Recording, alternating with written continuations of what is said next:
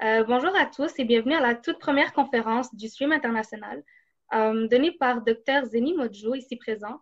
Cette conférence va explorer les conséquences de la violence et son impact social en République centrafricaine. Donc, un peu sur Dr. Modjo. Il est un docteur en médecine avec plus de 11 ans d'expérience dans les domaines des soins de santé primaire et a une expertise en clinique médicale.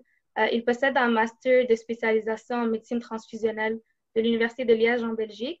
Et actuellement, il travaille depuis plusieurs années pour Médecins sans frontières, où il a effectué de multiples missions humanitaires comme responsable des activités médicales, dont plusieurs missions en République centrafricaine.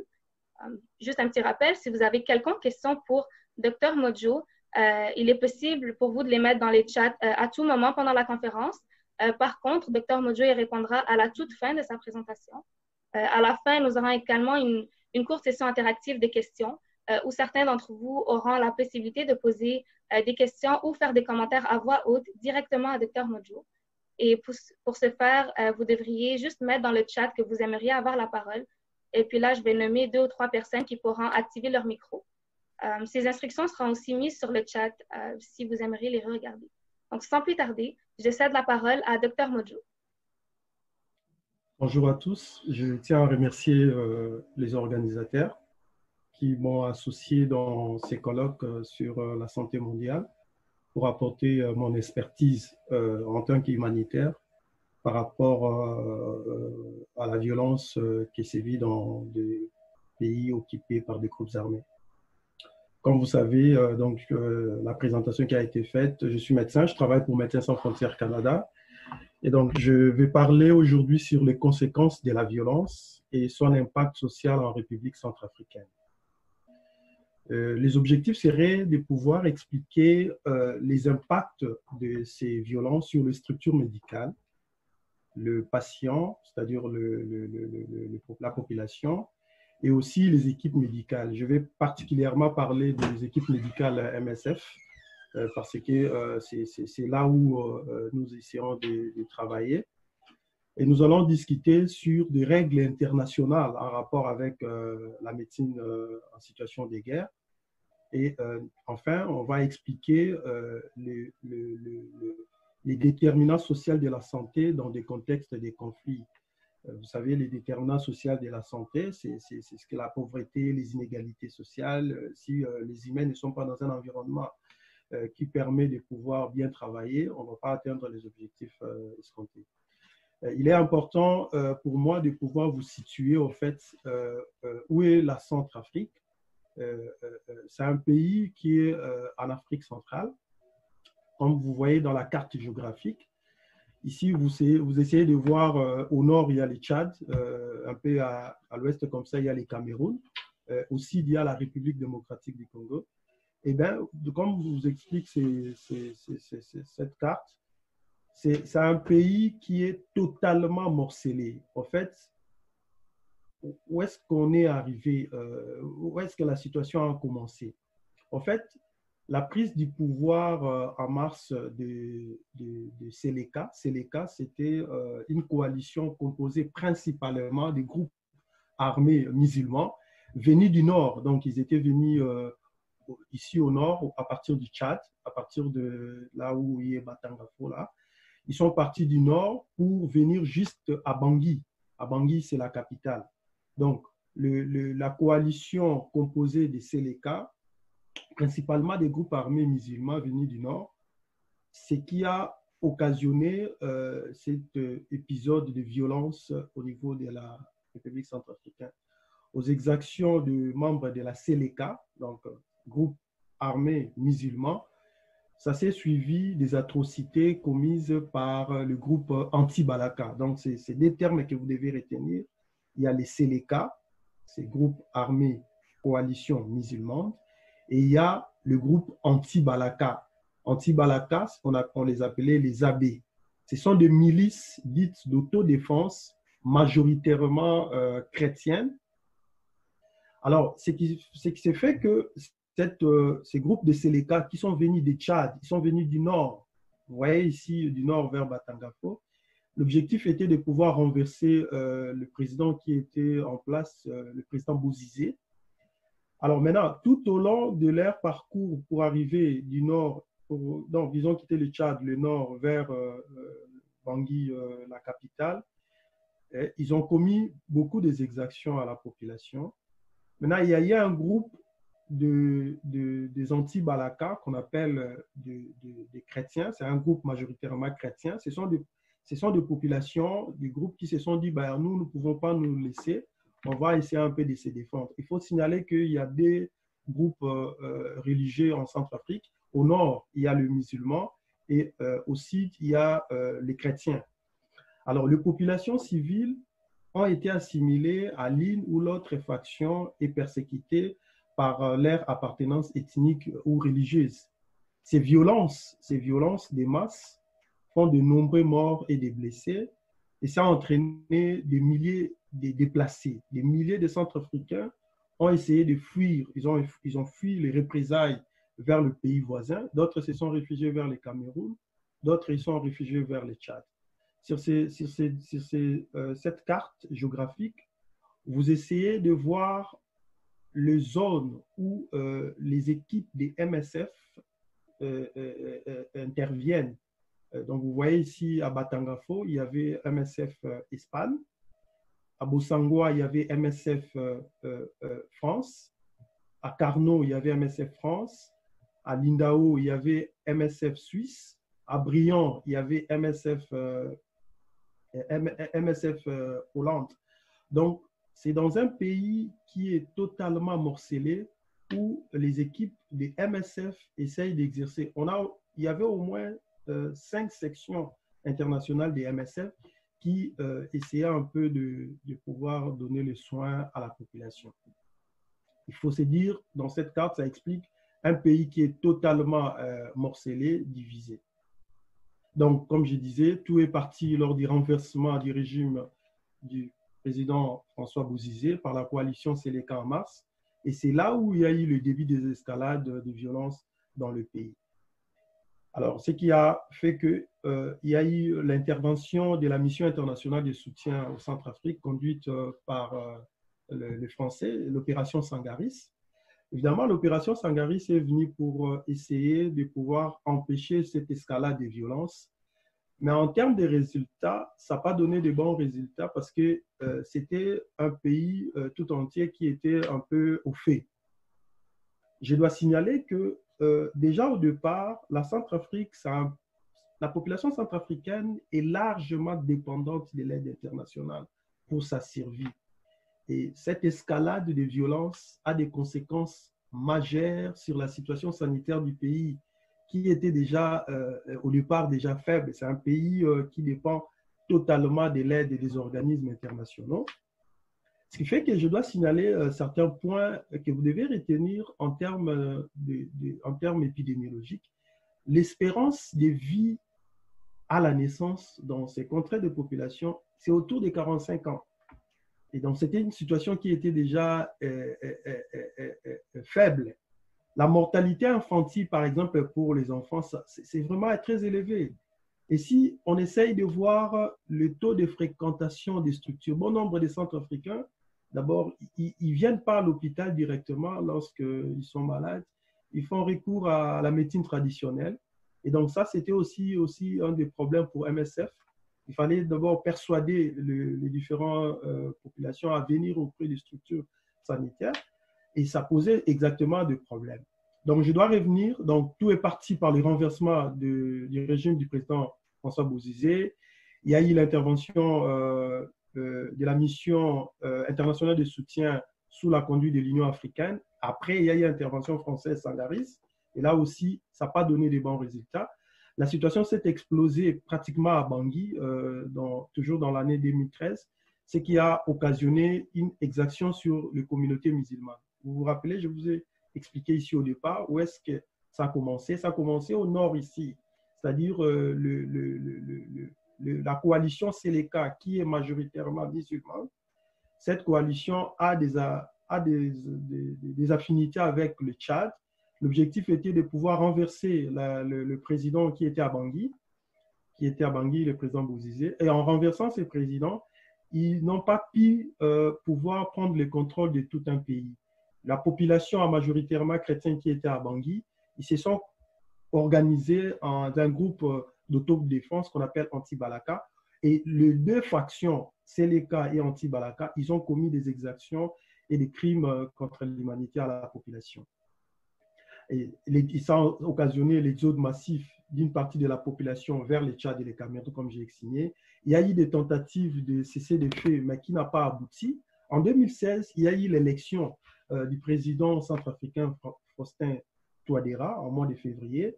Mais malgré l'élection du président, on était en face d'un pays qui est totalement morcelé. Il y a plus de 15 groupes armés. Et dans cette situation, c'est difficile pour les humanitaires de pouvoir travailler et même pour les équipes sanitaires de pouvoir donner les soins nécessaires. À un moment donné, la population centrafricaine était contre l'intervention militaire française, ce qui a occasionné les retraits de l'opération militaire française Sandaris en octobre. Malgré cela, du fait que le pays était morcelé en groupes armés, chacun essayait de pouvoir tirer de son côté les bénéfices, c'est-à-dire les ressources naturelles. Et le pays, il y a eu une forte augmentation du nombre de déplacés et des réfugiés dans des pays voisins consécutive à cette escalade de violence. Maintenant, la question qu'on doit se poser, c'était en rapport avec les règles internationales qui régissent ce qu'on doit faire et ce qu'on ne doit pas faire, ce qui ne doit pas être fait pendant la période des conflits. Il y a le droit international humanitaire. Le droit international humanitaire, en fait, l'objectif est de fixer ce qu'on peut faire et ce qu'on ne peut pas faire dans les cas des conflits. Et le droit international humanitaire englobe des questions en rapport avec le droit des guerres, la reconnaissance des gouvernements des États, les droits de l'homme. Et c'est le tribunal pénal international qui a habilité de pouvoir juger les personnes présumées responsables des crimes contre l'humanité. Il y a la Convention de Genève en 1949 qui dicte les règles des conduites à adopter en période de conflits armés et notamment la protection des civils, le membre de l'aide humanitaire, le blessé ou encore des prisonniers. Mais il faudra signaler que ces conventions de Genève, ces droits internationaux du droit international humanitaire, bon nombre de groupes, les responsables de ces groupes armés, ils ne les connaissent pas. Bon nombre des responsables de ces groupes armés, ils ne maîtrisent pas ce qu'ils doivent faire. Ce qui importe pour eux, ce sont les ressources naturelles. Il y a la MINUSCA. La MINUSCA, c'est la mission des Nations Unies pour la stabilisation en République centrafricaine. Et là, je dois dire que effectivement, le Conseil de sécurité a accompagné le peuple, la population centrafricaine par rapport à la résolution des conflits. Mais le problème, c'est qu'en termes de résultats, la mission des Nations Unies par rapport à la situation centrafricaine, il n'y a pas de bons résultats. Pourquoi? Parce que il n'y a pas une efficacité en termes des réponses que les Nations Unies donnent par rapport à la situation en Centrafrique. Et même aussi, lorsqu'on essaye de voir les contingents qui viennent travailler dans l'hospice des Nations Unies, bon nombre de ces contingents-là, ce sont par exemple des Pakistanais qui viennent et ils sont d'obédience musulmane. Ce qui fait que la plupart de ces militaires dans les contrôles où j'étais, ils étaient mal reçus par la population qui est majoritairement chrétienne. Et aussi, nous avons constaté aussi que la population, la mission des Nations Unies, il est plus comme un observateur. Mais l'objectif serait qu'on puisse changer le mandat de la mission, la MINUSCA, en leur donnant cette capacité de pouvoir dissuader les groupes armés sur le terrain, ce qui pose énormément de problèmes. Il y a la Croix-Rouge internationale. La Croix-Rouge internationale, évidemment, par rapport à la mission à la Croix-Rouge internationale, c'est de donner, de dispenser les soins. Mais ils ne peuvent pas, nous ne pouvons pas, la Croix-Rouge ne peut pas comme MSF, nous partons des principes de neutralité, partant des principes des MSF et de la Croix-Rouge, nous ne pouvons pas pouvoir aller arrêter la guerre. Ça ne nous concerne même pas. Arrêter les conflits, ça ne nous concerne même pas. Donc nous, on est là juste pour dispenser les soins, pour soigner la population, pour essayer d'apporter le soutien par rapport à la population qui est un peu en souffrance. Et des fois, on est pris à, on est malvenu dans d'autres cas par certains groupes armés et on a été nous-mêmes aussi victimes de certaines exactions pendant nos missions précédentes. Mais Dieu merci, on a été un peu, ils nous ont rien fait et on a été on n'a pas été agressé par différents groupes armés. Quel est l'impact maintenant au niveau, l'impact de ce que je vous ai détaillé en termes de santé, l'impact de ces violences en termes de la population? Et vous savez, la violence a entraîné encore des conséquences néfastes dans le vécu de la population. Et en tant que médecin, nous avons eu des blessés, plusieurs personnes blessées par balle, plusieurs personnes blessées à la machette. Et on a eu des patients avec des jambes amputées. Nous-mêmes, lors de notre base, nous avons été victimes des braquages des hommes armés parce qu'ils cherchaient en fait de l'argent. Il y a eu des incendies des maisons, il y a eu des déplacés internes massifs. Nous avons vu des personnes qu'on a dit décapitées et même égorgées. Cette escalade de violences meurtrières, ça a entraîné encore des problèmes en termes d'approvisionnement en eau, en termes d'approvisionnement en nourriture, en termes d'approvisionnement même des médicaments. Et on a eu du mal, nous, MSF aussi, à pouvoir travailler dans des conditions difficiles parce que, écoutez, vous n'avez pas tout ce qu'il fallait. Il fallait travailler avec ce qui est présent, avec le matériel de bord. Quelle est la conséquence encore au niveau de la population? C'est par rapport au taux de la malnutrition. Déjà, je vous ai dit que les taux de mortalité infantile en Centrafrique est déjà sur 1000 habitants, 10 000 habitants, c'est déjà élevé. Et avec cette escalade de violence, ça s'est encore augmenté. Et on avait de la pince sur la planche à pouvoir faire face à cette flambée de la malnutrition au niveau de la population centrafricaine. Les équipes médicales, donc je vous ai dit, on était victime de braquages dans nos locaux. Il y a eu des tentatives d'intrusion dans la base des expatriés. Il y a eu même des enlèvements. Il fallait pouvoir négocier, expliquer au groupe armé que voilà, nous, notre mission, c'est de soigner la population. Ce n'est pas, on est neutre. Il fallait tenir langue avec les responsables des groupes armés pour pouvoir parfois négocier avec eux. Et il y a eu pas mal, je me rappelle, dans le projet où j'étais, surtout au nord, il y a eu des retraits des ONG internationaux, par exemple, qui travaillaient surtout sur le Watsan, c'est-à-dire l'eau, l'assainissement d'eau. Et il y a eu pas mal de retraits des ONG qui travaillaient dans l'éducation des enfants. Et ce qui fait que cette escalade de violence a entraîné l'analphabétisation de la population centrafricaine, d'autant plus que les enfants n'y vont pas à l'école et il n'y a pas des activités normales.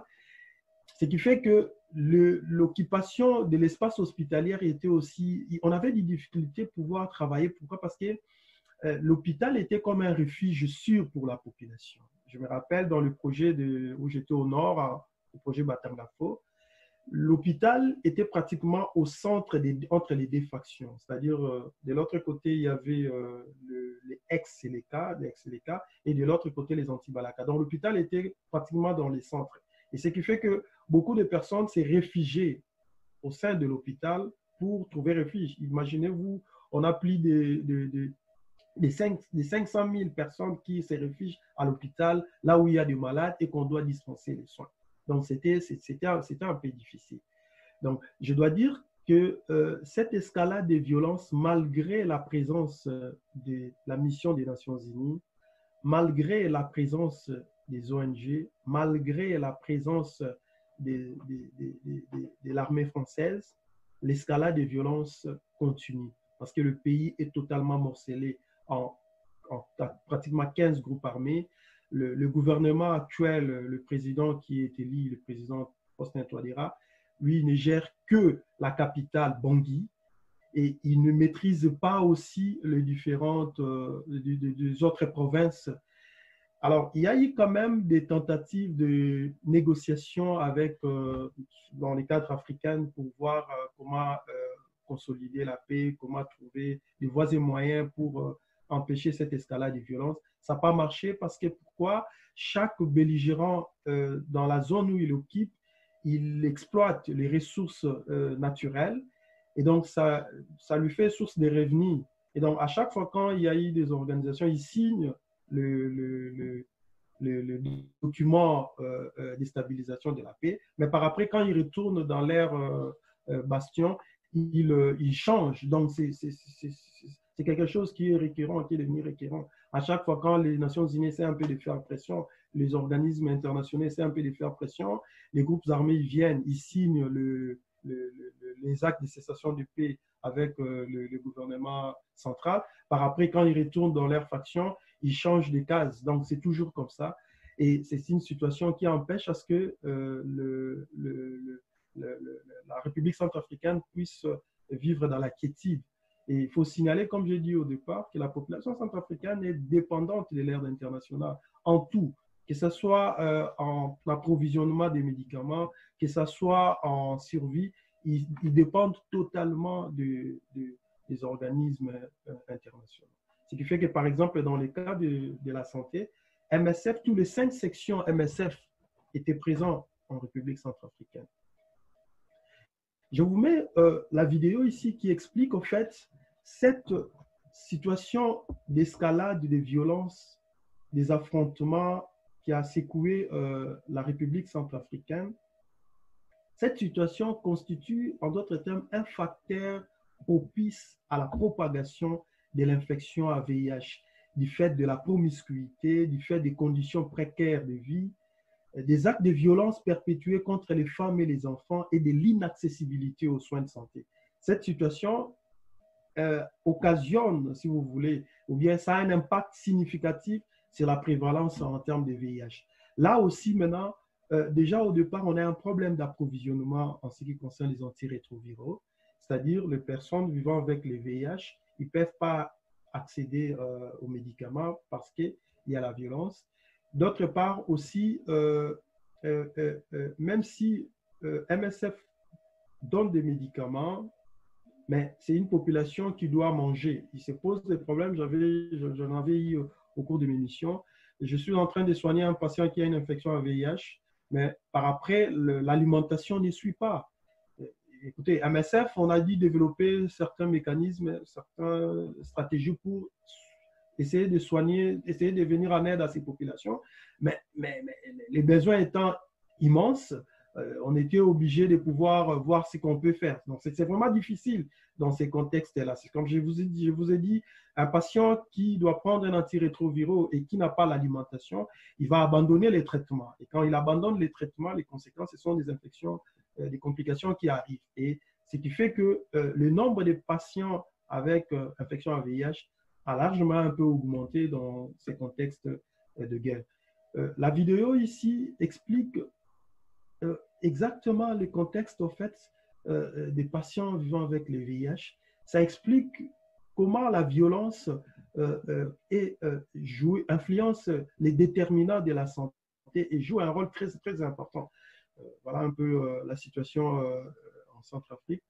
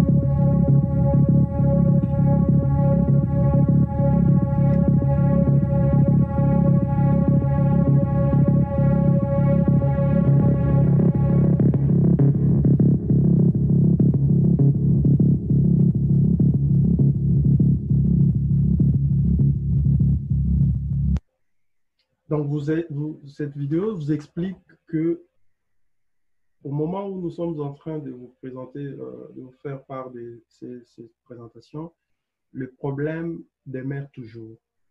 La République centrafricaine, c'est un pays qui est morcelé, pratiquement à plus de 15 groupes armés.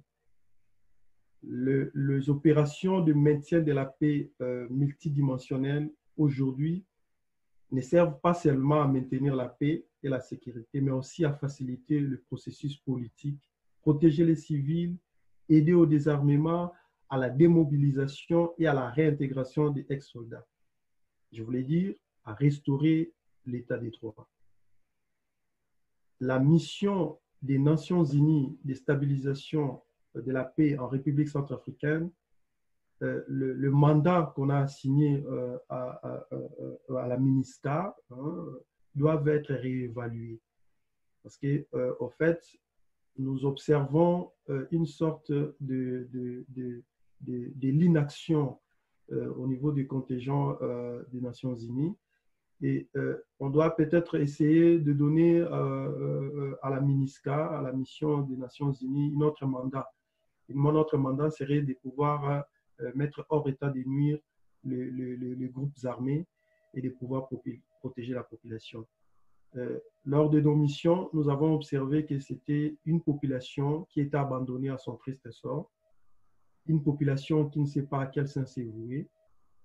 Les déterminants sociaux de la santé, comme je vous ai dit, ça demeure dans ces pays, les inégalités, la pauvreté, les discriminations, la violence, les problèmes d'alimentation, parce que, bon, voilà, la population ne travaille pas ou bien ils ne savent pas aller au champ parce qu'il y a des groupes armés. Et cette situation fait que ça a de l'impact directement sur le système de santé. Ça a de l'impact sur les activités des systèmes de santé. Et ça a de l'impact même au niveau des équipes humanitaires qui viennent en secours à cette population en détresse. Je vous donne l'exemple, par exemple, en termes de taux de mortalité maternelle. Le taux de mortalité maternelle sur 100 000 habitants en Centrafrique, c'est autour de 600. Donc, vous voyez que, alors que, je vais terminer sur cette maxime qui dit que peu importe où une femme habite, accoucher devait être quelque chose de joie et non une sentence de mort. Il y a beaucoup de femmes enceintes qui ont perdu leur vie parce que, bon, voilà, les structures équipées adéquates n'existaient pas dans ces pays. C'est aussi un problème en termes d'éducation. En termes d'éducation, l'analphabétisation, parce que, bon, écoutez, les enfants n'y vont pas à l'école à cause de l'insécurité. Les écoles, les enseignants ne sont pas là parce que la plupart des enseignants, ils ont trouvé refuge dans des pays voisins, ils ont fui l'insécurité, ils ont fui la guerre. Eh bien, les enfants sont abandonnés au niveau de leur triste sort. Les différentes ONG qui viennent pour apporter un plus en termes d'éducation, ils sont menacés, ils sont traqués par des groupes armés, par des bandits que le gouvernement ne sait pas gérer. Et dans cette situation, il se pose un problème. Il se pose un problème en termes d'éducation, en termes d'alimentation. Le nombre d'enfants malnutris est très élevé. MSF et les autres organisations internationales essayent de pouvoir apporter un plus, tant soit peu, à pouvoir aider la population. Mais la solution serait de pouvoir dissuader les groupes armés.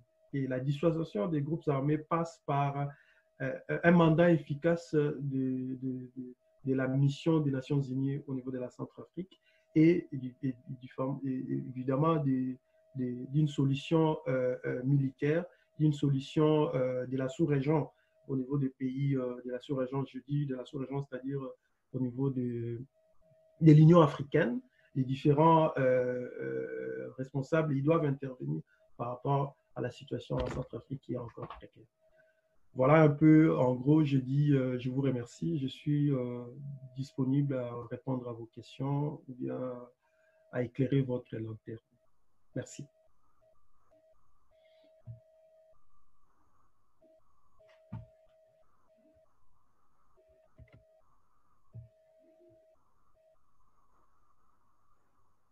Bonjour, j'aurais une question.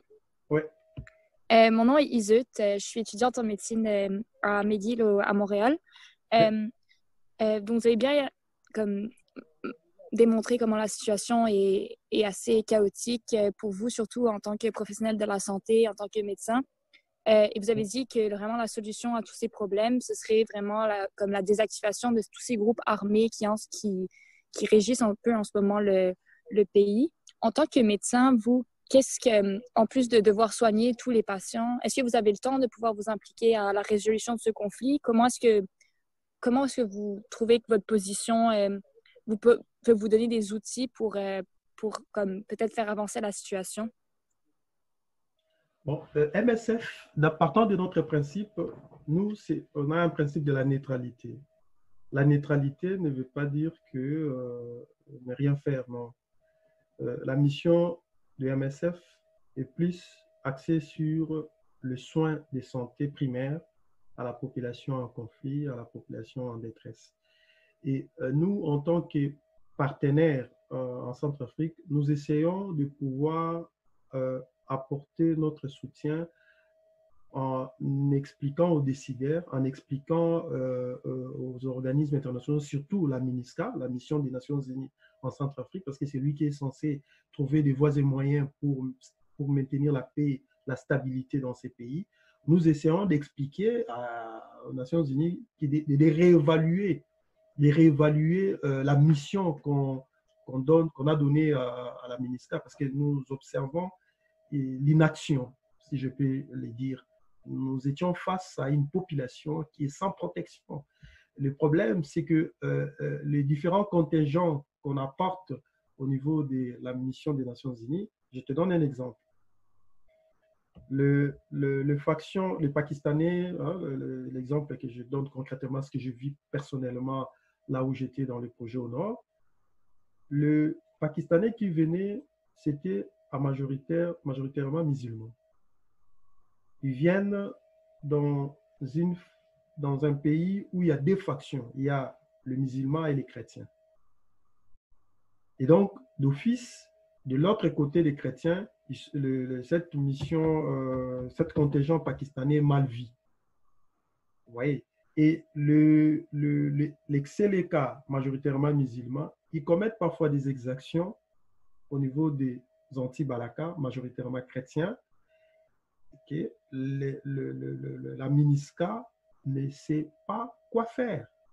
Et quand nous tenons langue avec le responsable de la MINUSCA, ils disent leur mandat, c'était la population.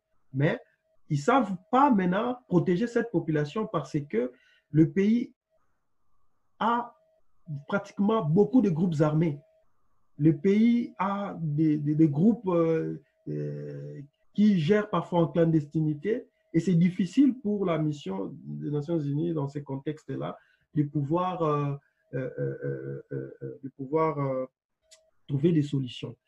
L'autre problème, c'est aussi par rapport au gouvernement actuel qui est au pouvoir à Bangui en Centrafrique. Tant qu'il n'y aura pas une armée forte, une armée organisée, la situation va demeurer parce que les missions des Nations Unies viennent aussi juste pour un temps, pour essayer de pouvoir apporter un plus, mais ils ne vont pas rester là éternellement, ad vitam. Donc, la responsabilité incombe au gouvernement centrafricain, l'actuel président qui est élu, de pouvoir organiser d'abord l'armée, une armée qui doit être fort, efficace, et pour mettre hors état de nuire les différents groupes armés. Actuellement, la situation est encore dans les statu quo. Je ne sais pas si j'ai répondu à ta question. Oui, merci. Je pense qu'il y a d'autres questions dans le chat. Je ne sais pas s'il y a un modérateur qui va les... Oui, c'est ça. Je vais lire les questions qu'il y a dans le chat. Il y en a 3 pour l'instant. Donc, la première question est posée par Sami Kendek.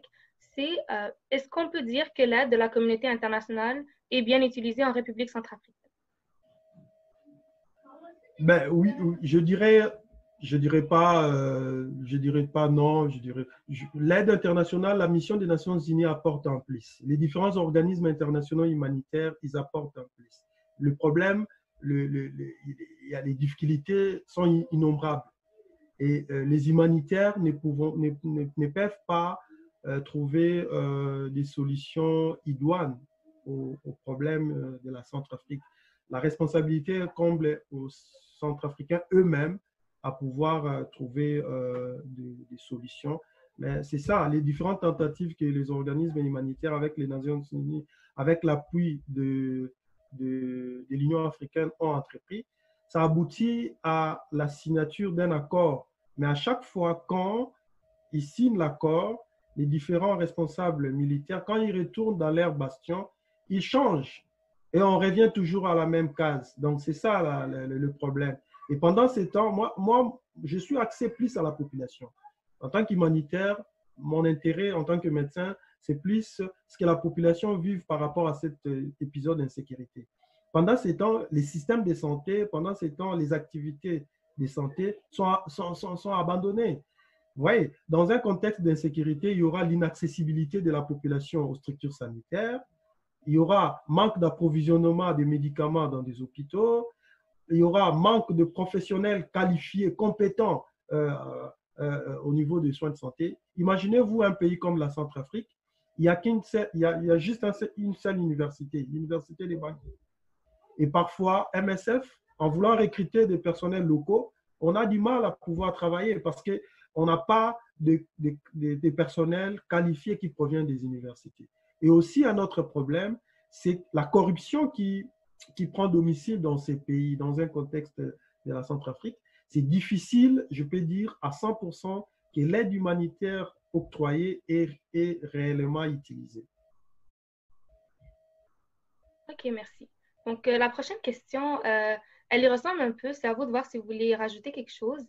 C'est, est-ce qu'on est sûr que l'aide donnée par la communauté internationale est entre de bonnes mains et que ça sert vraiment à aider les gens dans le besoin? Donc, elle est posée par Franz Kirby Osias. Je dirais, nous, MSF en tant qu'organisation, les différents donateurs qui contribuent, nous apportons un travail de titan dans ces pays. Je vous ai dit dans la carte que je vous ai mis ici, vous voyez la carte, vous voyez, on a pratiquement dans toutes les régions, il y a tous les 5 sections des MSF internationales. Vous êtes à Batangafo, ici, il y a MSF Espagne, à Carnot, il y a MSF France.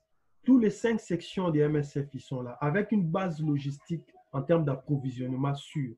Le problème, c'est que c'est difficile d'être partout. Et donc, ce qui fait que le travail des MSF, l'aide que les différents donateurs octroient à MSF est bien utilisée et la population y est satisfaite. Si MSF n'y était pas dans ces contextes-là de morcellement de ces pays, je ne sais pas en termes de nombre de décès qu'on allait avoir dans cette population. Malgré que nous sommes présents, la situation est toujours catastrophique. La situation est catastrophique.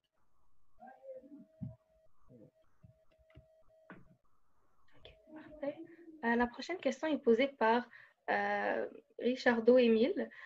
Il dit, en tant qu'Africain, on devrait faire quoi exactement pour combattre la violence en RCA? Serait la prise de conscience de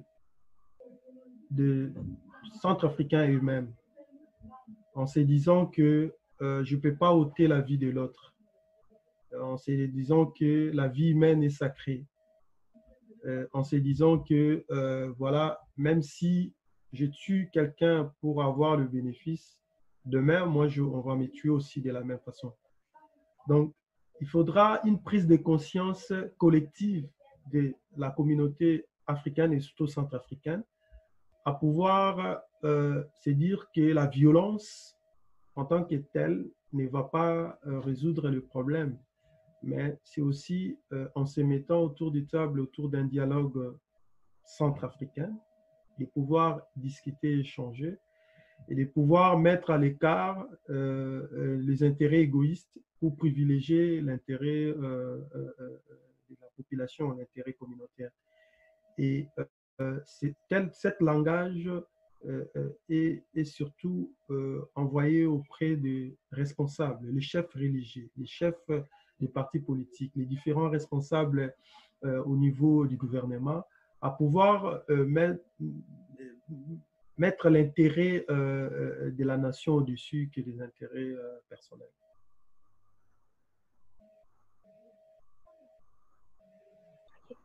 Donc, merci beaucoup pour la réponse.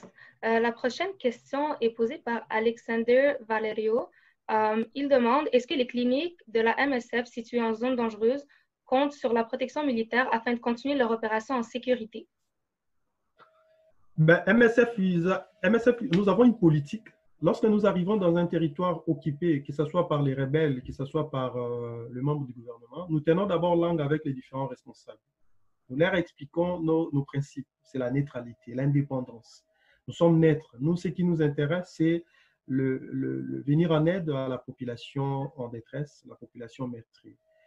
Et nous avons des techniques pour pouvoir aller même dans des zones de conflits, dans des zones où bon nombre des ONG ne viennent pas. Et vous allez vous rendre compte que MSF, nous avons un penchant vers l'humain, vers le soin de santé. Et donc, ce qui fait que même les différents rebelles, lorsqu'on vient vers eux et qu'on doit soigner, ils sont accessibles. Ils nous écoutent. Ils nous écoutent. Et nous avons, nous aussi, de notre part, nous avons des obligations en termes que nous devons être neutres. Parce que vous êtes, par exemple, comme on était dans le projet au nord là-bas, on était dans un bastion où il y avait tous les deux groupes armés. Il y avait les ex-Séléka, majoritaires musulmans, et les anti-Balaka, les chrétiens. Mais on devait, à l'hôpital, on devait avoir le musulman et les chrétiens ensemble. Donc, au départ, il fallait d'abord une bonne communication, expliquer que l'hôpital est neutre. L'hôpital est pour tout le monde, que ce soit musulman, Séléka, que ce soit anti-Balaka, chrétien. Lorsque vous êtes à l'hôpital, vous êtes là pour bénéficier des soins. Et on est catégorique, parfois en l'air menace, on s'est dit, bon, si vous ne voulez pas obtempérer à nos directives, nous allons abandonner les soins. Et parfois, ils reviennent vers nous pour nous dire, bah, écoutez, on va se calmer, on va faire ça parce que, bah, écoutez, les groupes armés, ils ont des familles, ils ont les enfants, ben, dans un endroit où il n'y a pas d'hôpitaux, donc les hôpitaux des MSF est le meilleur refuge par rapport à la situation. OK, ben merci beaucoup pour la réponse, c'était très clair. Je ne sais pas s'il y a d'autres participants qui ont des questions. Je vous inviterai à les mettre soit sur le chat, soit à activer votre microphone et à les poser à voix haute.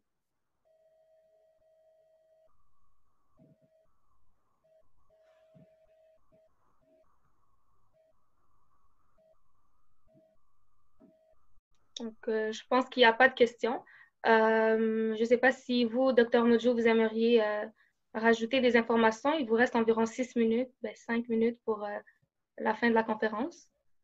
Oui, en résumé, je dois dire que aucune organisation humanitaire, efficace soit-il, ne peut développer un pays. La responsabilité est à nous tous. Et nous devons faire le choix. Est-ce que nous voudrions vivre en paix ou bien nous voulons vivre dans une escalade de violence? Et ce que je demande, c'est qu'il n'y aurait pas des soins de santé de qualité dans un contexte d'insécurité. Et là où j'en appelle à la conscience des responsables des Nations Unies, de pouvoir changer les mandats qu'ils ont octroyés à la MINUSCA, que ce soit maintenant un mandat de dissuasion, c'est-à-dire mettre hors état de nuire les différents groupes armés en collaboration, bien entendu, avec le gouvernement central. Parce que la population est abandonnée, la population est sans protection, la population est en train de vivre cette escalade de violence tous les jours en Centrafrique. J'en appelle à la conscience des uns et des autres à pouvoir apporter la paix et à la consolider en République centrafricaine. Et je tiens à vous remercier pour ces colloques et je reste à votre disposition pour le futur s'il y aurait pas mal de différentes présentation, je suis à votre disposition. Merci. Donc, merci beaucoup, Dr. Modjo. C'était une présentation vraiment très informative et touchante, je dirais même. Je suis convaincue que vous avez touché plusieurs âmes aujourd'hui sur ce sujet sensible. Et sincèrement, merci beaucoup pour être un activiste pour un sujet autant marginalisé, certes important. Je vous souhaite vraiment le meilleur pour vos futurs projets et nous vous invitons à rester pour assister au reste du colloque. Si vous aimeriez participer à notre dernière conférence avec nous, ça serait vraiment un honneur. Exactement. Je suis à votre disposition. Merci. Merci. Merci. Donc, pour les participants, vous avez une pause de 10 minutes avant la prochaine conférence qui sera donnée par Madame Rebecca Jessman sur la régulation des drogues par l'État et l'impact sur l'utilisation. Donc, cette présentation sera exclusivement en anglais. Donc, pour ceux qui parlent que le français, il sera possible de transférer au stream local afin d'assister à l'autre conférence francophone. Le lien sera mis sur le chat et veuillez rester dans la même réunion Zoom si vous voulez assister à la conférence par Madame Jessman. Donc, on se revoit après la pause.